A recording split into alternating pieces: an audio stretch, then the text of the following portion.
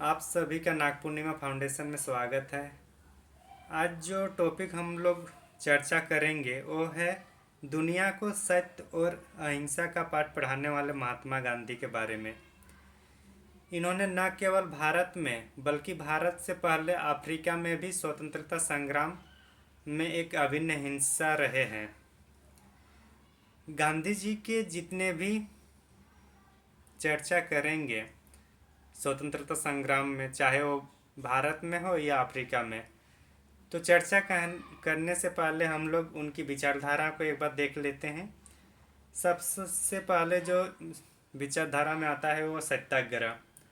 सत्याग्रह का अर्थ होता है कि सत्य एवं अहिंसा पर आधारित एक व्यक्ति जो विरोधियों को हृदय परिवर्तन करके विजय प्राप्त करता है। दरअसल यह भौतिक शक्ति को नैतिक शक्ति के आगे झुकाने की एक कला है।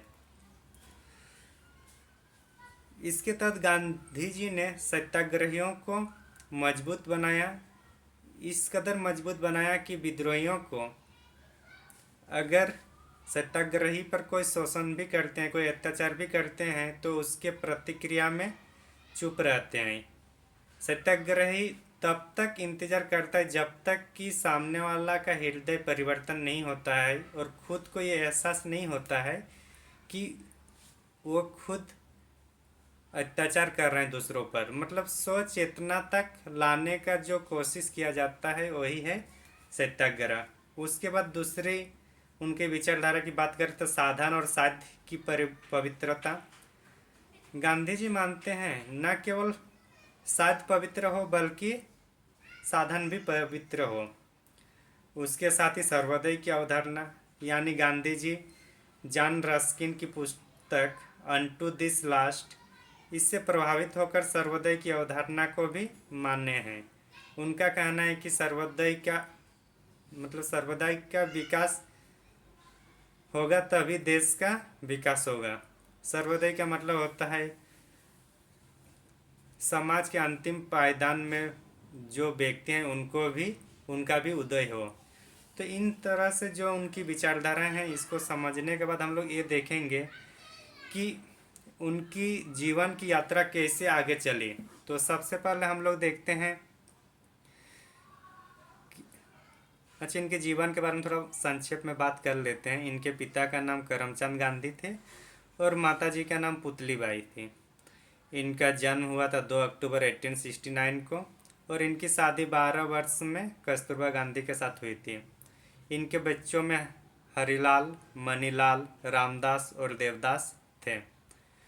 बचपन से ही औसत स्टूडेंट रहने के कारण या पढ़ाई में मन बना रहने के कारण इनका एक सपना था बैरिस्टर बनना। तो इसी सपने को पूरा करने के लिए 29 सितंबर को 1888 को इंग्लैंड चले जाते हैं।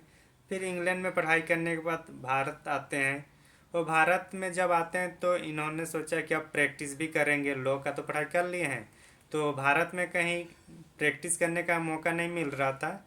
तो इसी क्रम में साउथ अफ्रीका से दादा अब्दुल्ला ने इनको बुलाया और ये नाटल चले गए, दक्षिण अफ्रीका। इसी क्रम में आगे बात जैसे चला तो फिर वो लोग सोचे पहले कोर्ट में जाके बात कर लेते हैं क्या क्या मामला है। तो यही सब अफ्रीका में चलता रहा। फिर एक दिन अचानक घटना घट रही है इनके सामने। महात्मा गांधी खुद उसको एहसास कर रहे हैं जब वो ट्रेन से नाटल से प्रिटोरिया जाने के क्रम में पीटर मिट्सबर्ग स्टेशन का एक नाम है, वहाँ से इनको ट्रेन से फेंक दिया गया था। इसका कारण यही था, यद्यपि इनके पास प्रथम श्रेणी का टिकट था, लेकिन रंगभेद नीति के कारण उनको फिर तीसरे श्रेणी के डिब्बे में सवारी करने के लिए कहा गया। लेकिन इन्होंने जब नहीं माना तो फिर पुलिस ने इनको ट्रेन से फेंक दिए थे और ये स्टेशन का नाम था पीटर मेटेट्सबर्ग, ट्रेन जहाँ से फेंका गया था। इससे इनको एहसास हुआ कि अगर ये मेरे साथ ऐसा अन्याय या रंगभेद हो रहा है तो बाकियों के साथ भी हो रहा है। और इसको इन्होंने दिल मतलब आत्मसम्मान के रूप में ले लिया और फिर आगे इन्होंने इसके लिए एक आंदोलन शुरू करने का कोशिश किया। और इसी क्रम में इन्होंने 22 अगस्त 1894 22 अगस्त 1894 में नेटल भारतीय कांग्रेस का स्थापना करते हैं।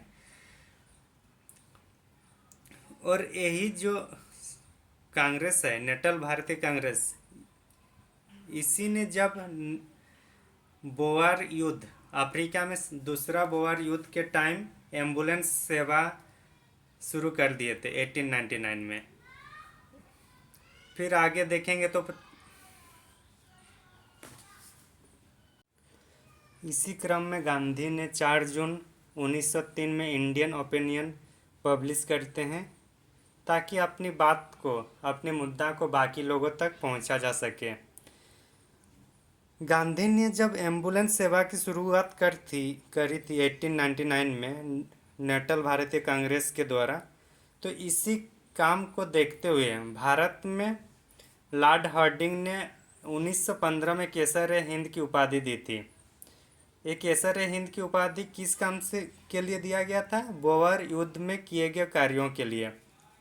हालांकि गांधी ने जलियांवाला बाग हत्याकांड के बाद इनको वापस करते हैं।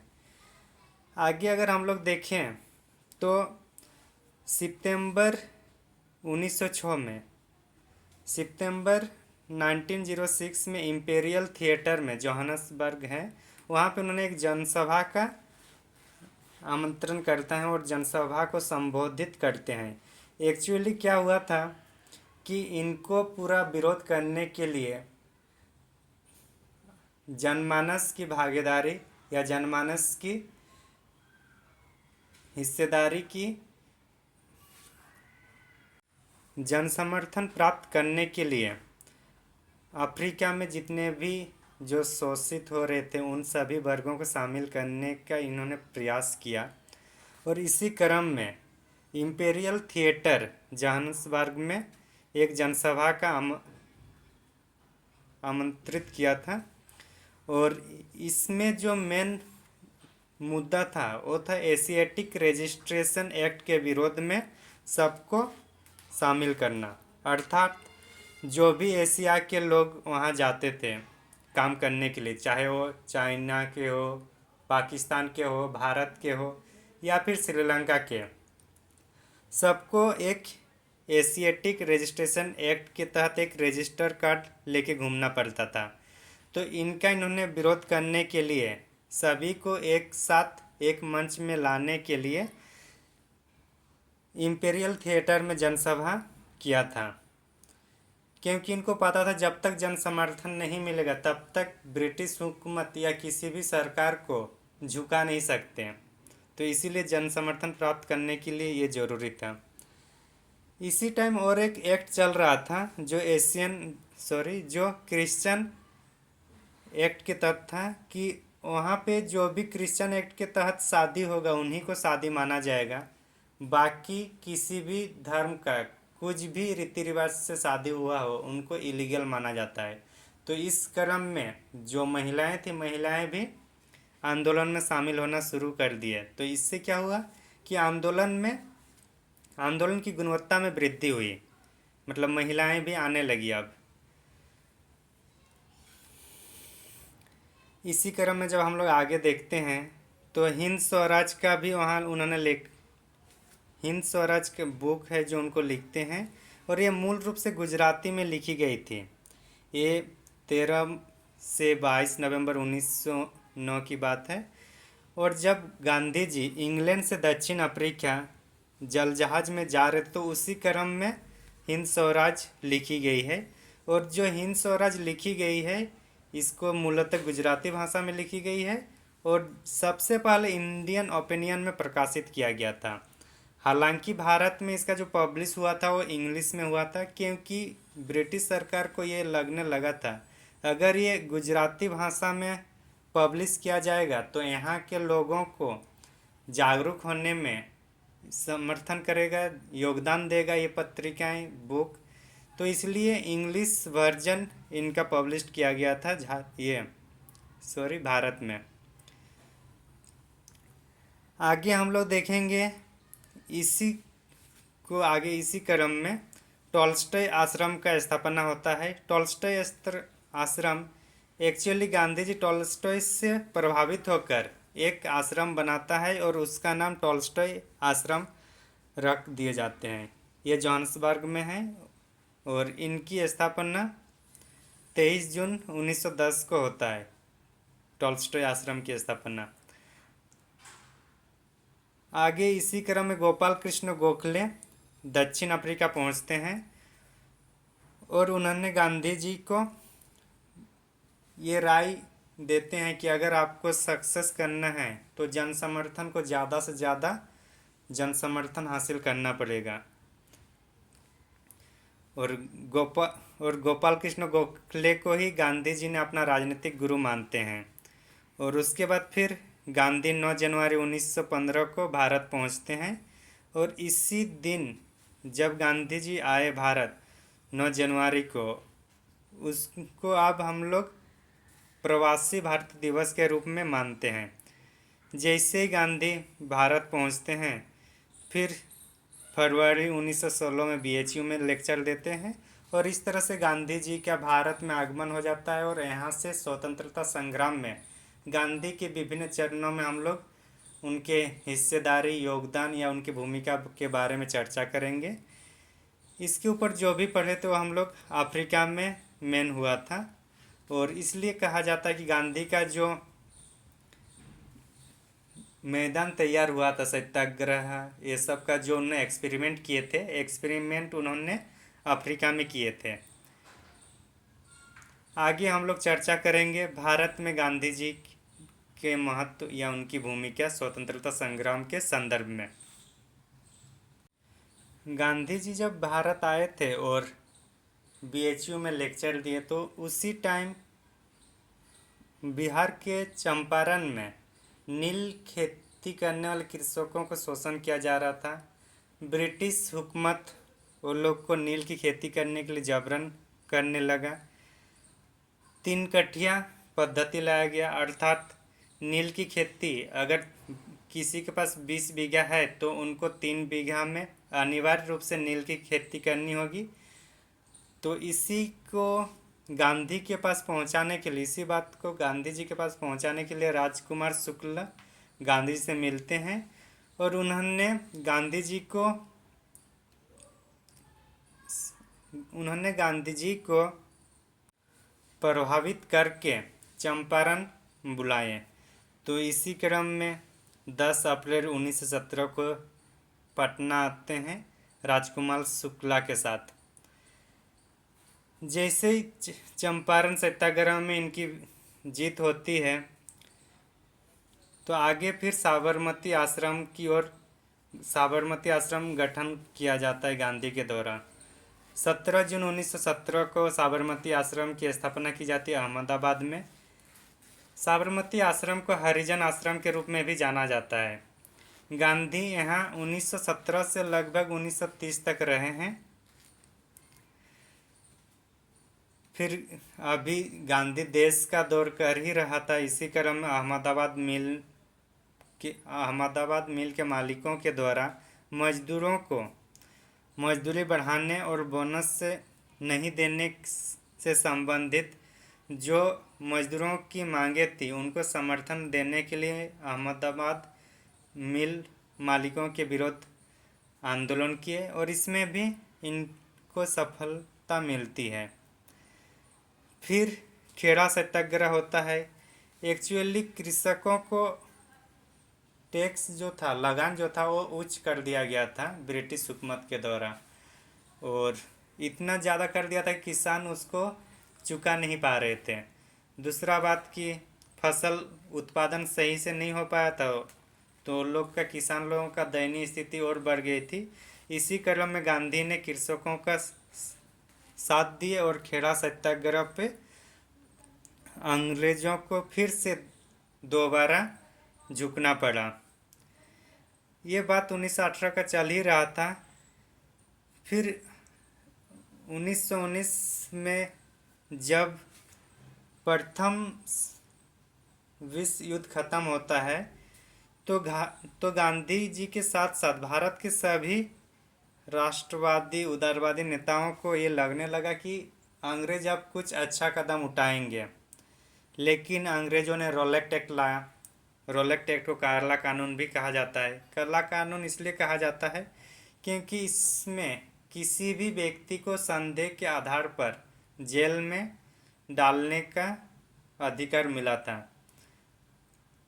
तो इसी का जो विरोध किया जा रहा था, तो विरोध करने के क्रम में 13 अप्रैल 1919 को जालियांवाला बाग में एक भीड़ एकत्रित हुई थी और जनरल डायर के द्वारा गोली चलाने के आदेश दिया गया, जिनसे जलियांवाला बाग हत्याकांड के रूप में परिवर्तित हो गया और उसके पूरे भारत में विरोध होने लगा। इसी क्रम में गांधी जी ने भी सत्याग्रह शुरुआत कर दिया था। साथ ही साथ सितंबर 1919 में नवजीवन और यंग इंडिया प्रकाशित भी किए हैं गांधी जी ने।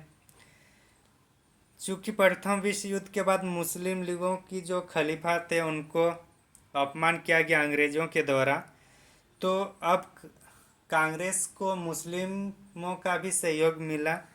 तो इसी क्रम में गांधी ने फिर खिलाफत आंदोलन को स्वीकार कर दिया कांग्रेस की ओर से, और इसी तरह से 1919 को अखिल भारतीय खिलाफत सम्मेलन की अध्यक्षता गांधी ने खुद किए थे।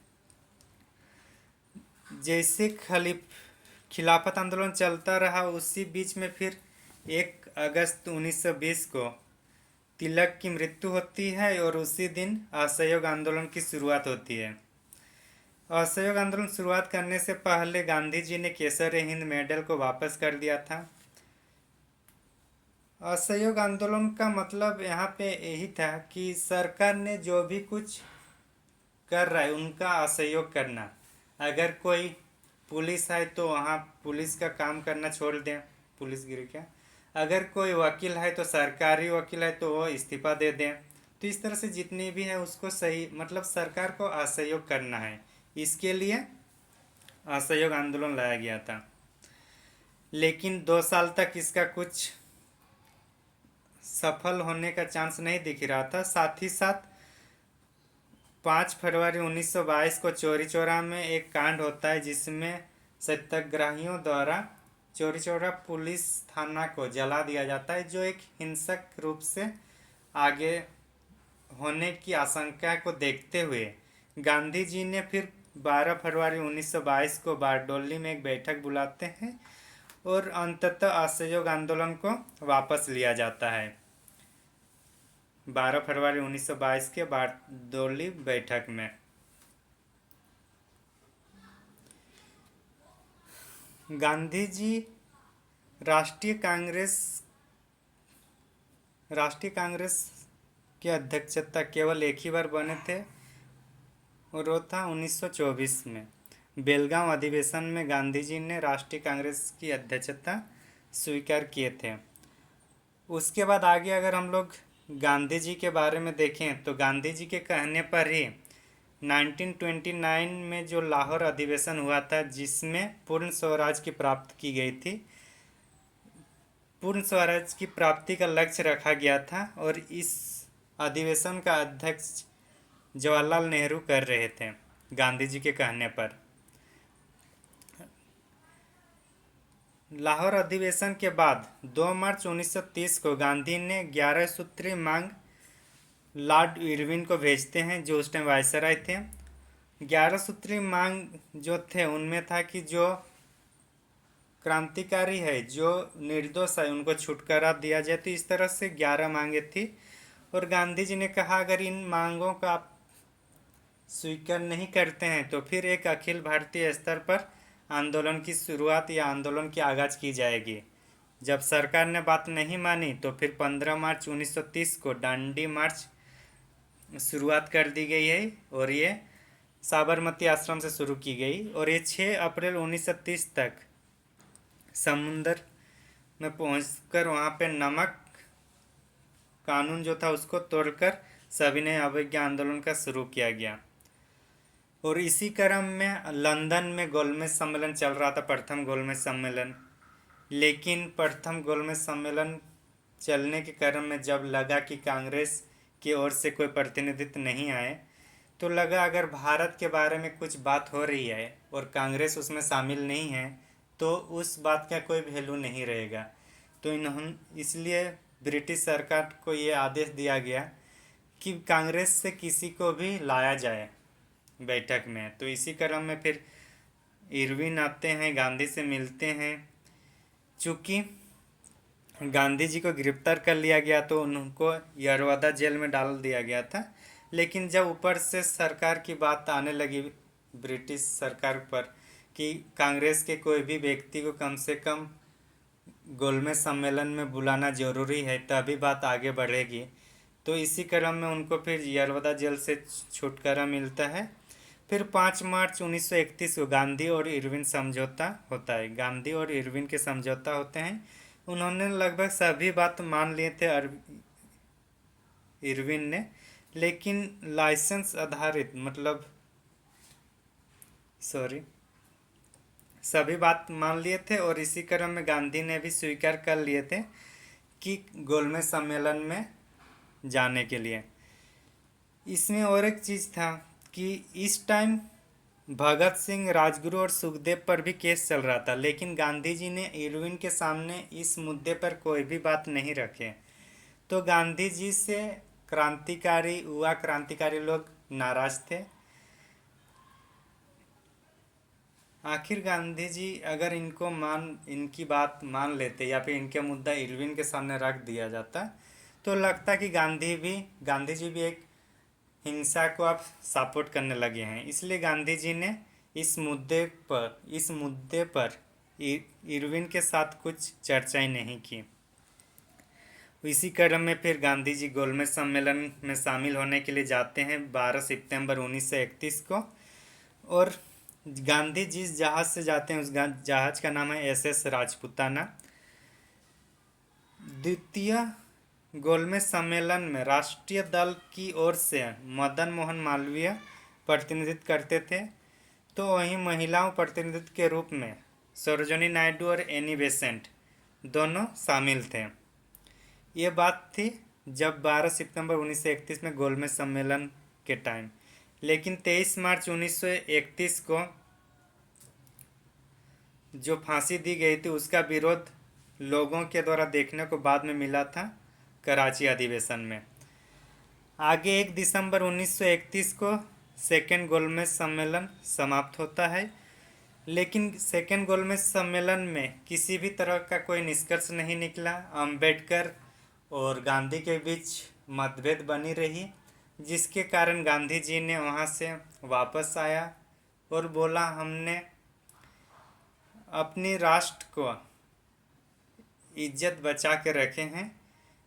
और इसी क्रम में इन्होंने दोबारा फिर से सविनय अवज्ञा आंदोलन शुरू करते हैं। सेकेंड गोलमेज सम्मेलन का ही निष्कर्ष का एक रूप ये भी निकल के आता है कि जो भीमराव अंबेडकर ने रखे थे कि दलितों को पृथक निर्वाचन प्रणाली या कुछ रियायतें दी जाए, तो इसी बात को आगे बढ़ाते हुए ब्रिटिश PM रेमजे मैकडोनाल्ड ने सांप्रदायिक पंचायत की घोषणा करता है। अर्थात इसका अर्थ यही था कि दलित वर्गों को पृथक निर्वाचन चुनाव पद्धति से स्वीकृति देना है। लेकिन गांधी जी को लगा अगर दलितों को भी पृथक निर्वाचन पद्धति से मिला या फिर अलग रियायत मिल जाए तो इन्होंने इससे उनकी जो पिछड़ापन नहीं जाएगा। इसके लिए लोगों की हृदय परिवर्तन होना जरूरी है, स्वर्ण वर्ग के लोगों का हृदय परिवर्तन होना जरूरी है। और इसीलिए फिर उन्होंने उपवास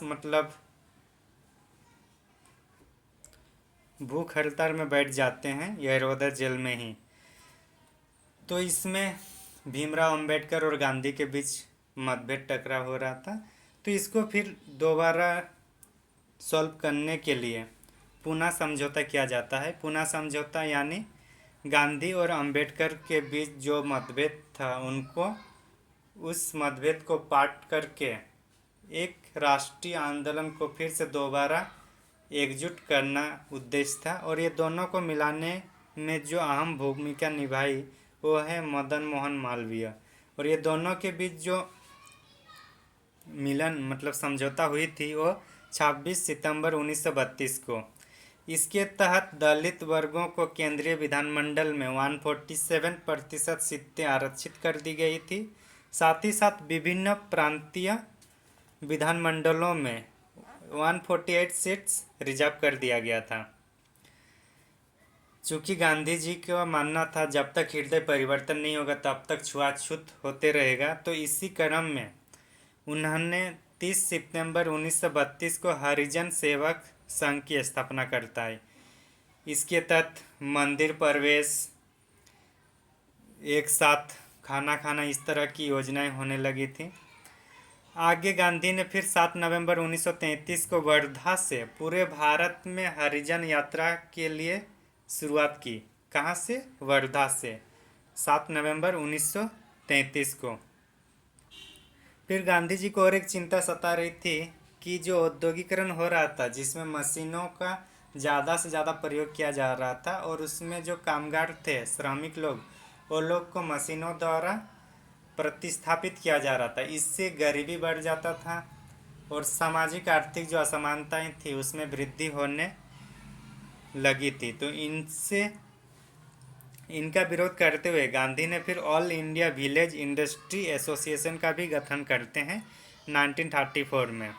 फिर 1935 में भारत शासन अधिनियम आता है। भारत शासन अधिनियम एक्चुअली जो गोलमेज सम्मेलन हुआ था, तीनों गोलमेज सम्मेलन, उसी का निष्कर्ष के रूप में भारत शासन अधिनियम 1935 आता है। फिर 1 सितंबर 1939 को सेकेंड वर्ल्ड वॉर का शुरुआत होता है और इसी क्रम में गांधी जी और सुभाष के बीच भी मतभेद होना शुरू हो जाता है। और ये तब और ज़्यादा होता है जब 1939 में जो त्रिपुरा जो अधिवेशन था, त्रिपुरी अधिवेशन, जिसमें सुभाष चंद्र बोस और पिट्ठाभी सीतारमैया दोनों खड़े हुए थे अध्यक्ष के लिए, लेकिन जीत सुभाष चंद्र बोस की हुई थी। और गांधी जी के जो मतलब गांधी जी चाहते थे कि पट्टाभी सीतारमैया अध्यक्ष बने, तो तो नहीं बन पाए। तो गांधी जी ने कहा ये मेरी सहयोगी का हार नहीं है बल्कि अपना हार है। तो इससे गांधी नाराज हो गए थे। फिर सुभाष चंद्र बोस ने सोचा अगर ऐसे होगा तो फिर राष्ट्रीय आंदोलन फिर से धीमी पड़ जाएगी। तो इसी क्रम में सुभाष चंद्र बोस कांग्रेस को छोड़कर निकलते हैं और फॉरवर्ड ब्लॉक की स्थापना करते हुए आगे अपना रास्ता देखते हैं, सिंगापुर जर्मनी होते हुए। त्रिपुरी संकट के बाद फिर अगर मतलब जब ब्रिटिश सरकार भारतीयों को बिना पूछे ये कहने लगे कि ये सेकेंड वर्ल्ड वॉर में शामिल है, भारत सहयोग कर रहा है सेकेंड वर्ल्ड वॉर में, तो इनका विरोध करने के लिए व्यक्तिगत सत्याग्रह लाया जाता है। व्यक्तिगत सत्याग्रह अक्टूबर 1940 को लाया जाता है गांधी जी के दौरान। ये गांधी जी का सबसे कमज़ोर आंदोलन के रूप में जाना जाता है। इस आंदोलन में, इस सत्याग्रह में रविवार को बंद रहता है और ये पहले शहर से गांव की ओर जाता था और फिर गांव से दिल्ली जाने का प्रयास था इस आंदोलन के तहत। तो इसलिए इसको दिल्ली चलो आंदोलन के रूप में भी जाना जाता है। व्यक्तिगत सत्याग्रह के रूप में अगर कहा जाए तो प्रथम जो सत्याग्रही थे वो विनोबा भावे थे। आगे फिर अगस्त प्रस्ताव आता है। फिर क्रिप्स मिशन आता है 1942 में। क्रिप्स मिशन जब आया उस टाइम ब्रिटिश पीएम चर्चिल थे। क्रिप्स प्रस्ताव का था कि भारत ब्रिटिश सरकार को सहयोग करे। फिर ब्रिटिश सरकार क्रिप्स प्रस्ताव लाता है। इसका उद्देश्य यही था कि भारत ब्रिटिश सरकार को दूसरा वर्ल्ड वॉर में सहयोग करे, लेकिन भारत के प्रथम वर्ल्ड वॉर के बाद उनको पता था कि मतलब युद्ध के बाद पता नहीं कौन से नियम दोबारा लागू कर दिए, फिर से रोलेट एक्ट जैसा कुछ कानून ला सकता है। तो भारतीय सीधे तौर पे माना कर दिए थे कि अभी हम लोग वर्ल्ड वॉर में आपके साथ नहीं हैं।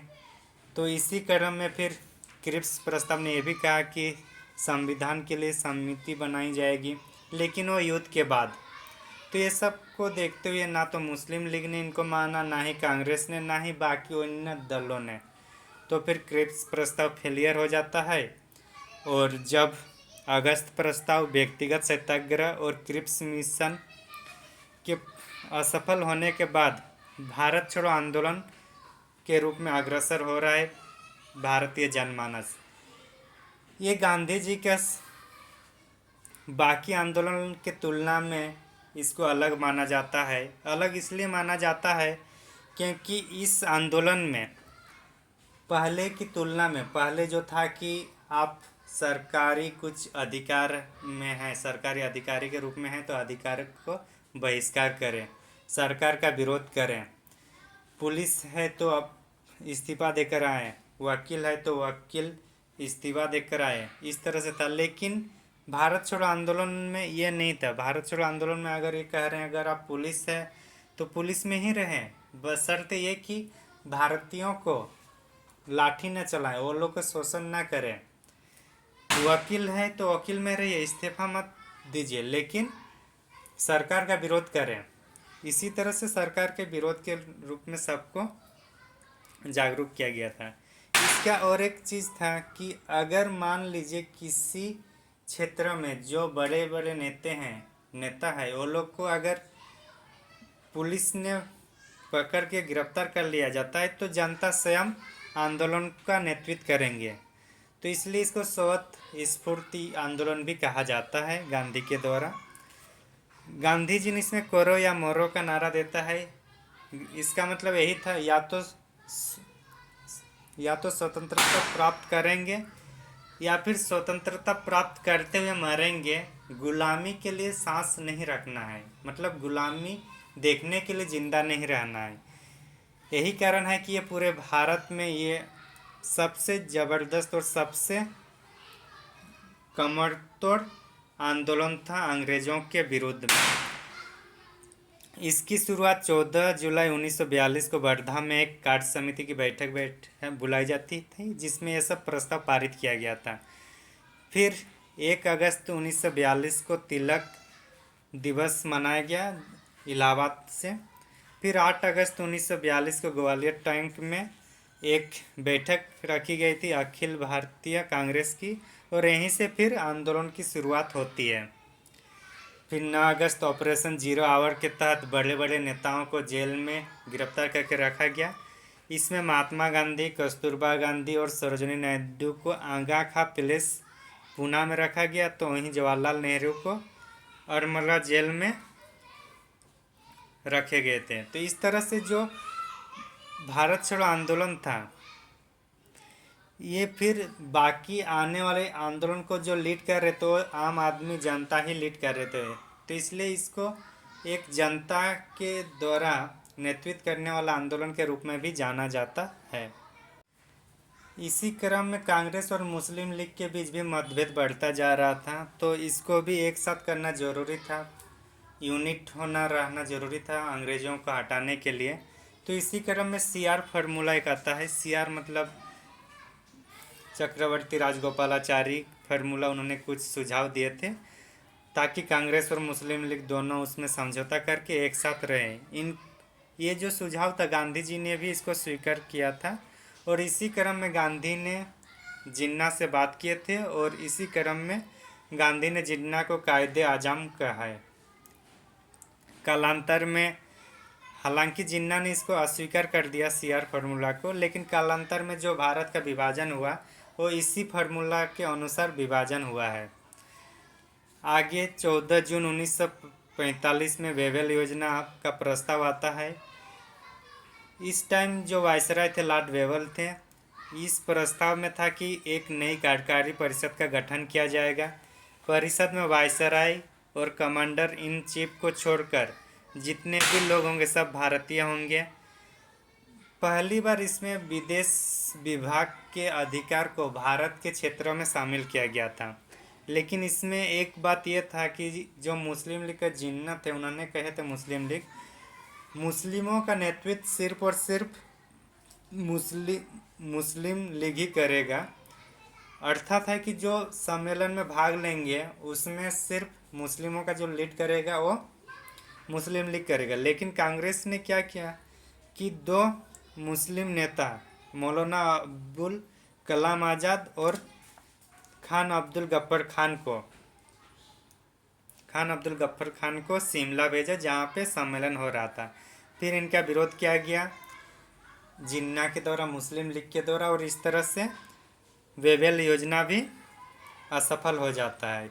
वेवेल योजना को शिमला योजना भी कहा जाता है। आगे 1946 में शाही भारतीय नौसेना विद्रोह होता है। 1946 में एक्चुअली क्या होता है कि जब हर जगह पे विद्रोह हो रहा था, विरोध हो रहा था, तो जो नेवी जो थे वो लोग का भी खान पान में या फिर उच्च पोस्ट नहीं दिया जाता था, भेदभाव हो रहा था। तो इसी का विरोध करते हुए एक नौसैनिक ने तलवार नामक जहाज पे अंग्रेज भारत छोड़ो लिख दिया था। तो उस पर फिर केस मुकदमा होने लगा। तो इसी से संबंधित था शाही भारतीय नौसेना विद्रोह। जिस तरह से 1857 के विद्रोह को प्रथम किल माना जाता है ब्रिटिश हुकूमत का, उसी तरह से शाही भारतीय नौसेना विद्रोह 1946 को ब्रिटिश हुकूमत का अंतिम किल माना जाता है। ऐसा इसलिए भी माना जाता है क्योंकि जब 1857 का जो विद्रोह हुआ था उसके बाद कंपनी का शासन ब्रिटिश संसद के हाथ में चला गया था, ताज के हाथ पे चला गया था। उसी प्रकार से शाही भारतीय नौसेना विद्रोह जब हुआ था, इसके बाद कैबिनेट मिशन को आना पड़ा। कैबिनेट मिशन आया, फिर संविधान सभा का गठन करता है। तो इसलिए इसको ब्रिटिश हुकूमत का अंतिम किल के रूप में जाना जाता है। आगे हम लोग देखेंगे कैबिनेट मिशन के बारे में। 23 मार्च 1946 को कैबिनेट मिशन का गठन होता है। इसमें 3 सदस्य थे, सर स्टेफर्ड क्रिप्स, एवी अलेक्जेंडर और पेंथिक लॉरेंस। कैबिनेट मिशन का जो प्रस्ताव की घोषणा की गई थी, ये घोषणा हुई थी 16 मई 1946 को। इसके तहत अखिल भारतीय संघ की स्थापना की जाने की बात कही गई है।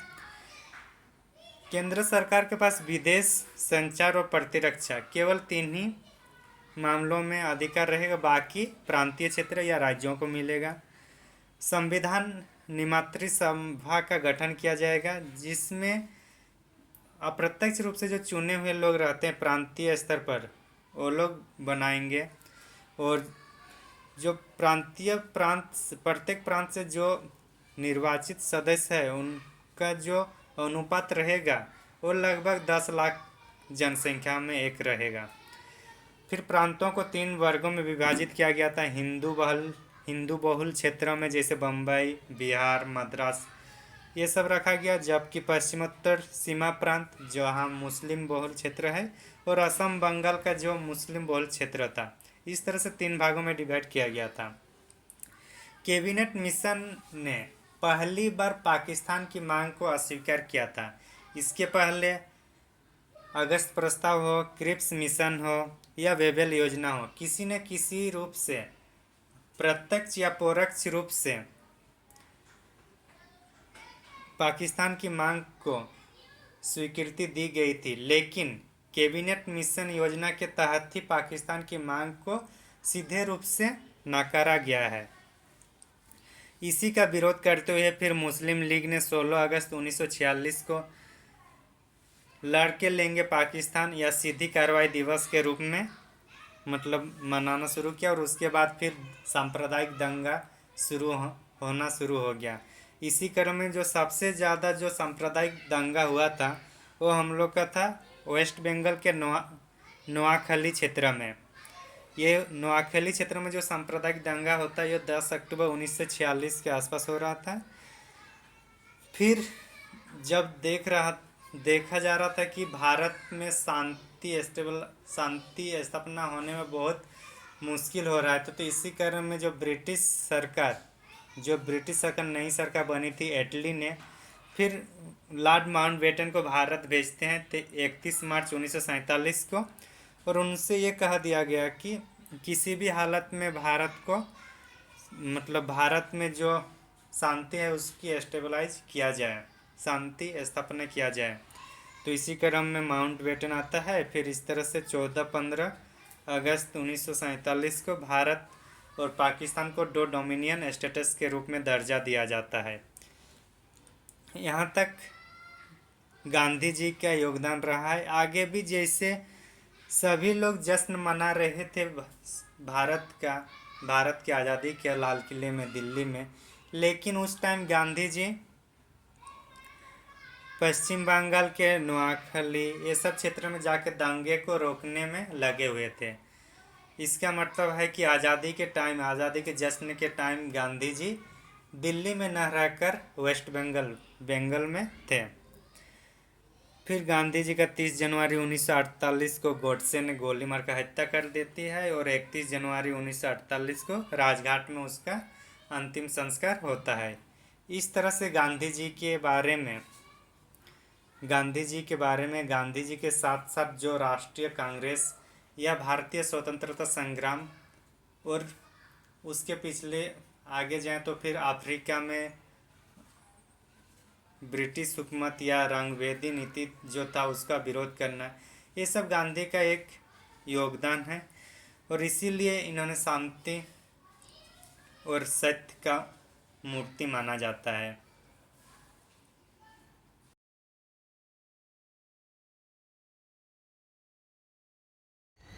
आज के इस वीडियो में इतना ही। हमारा प्रयास आपको कैसा लगा और इस प्रयास को लेकर आपका क्या सुझाव है कमेंट सेक्शन में ज़रूर बताइएगा। हमें आपकी प्रतिक्रिया का तहे दिल से इंतज़ार रहता है। नमस्ते, जोहार, जय हिंद।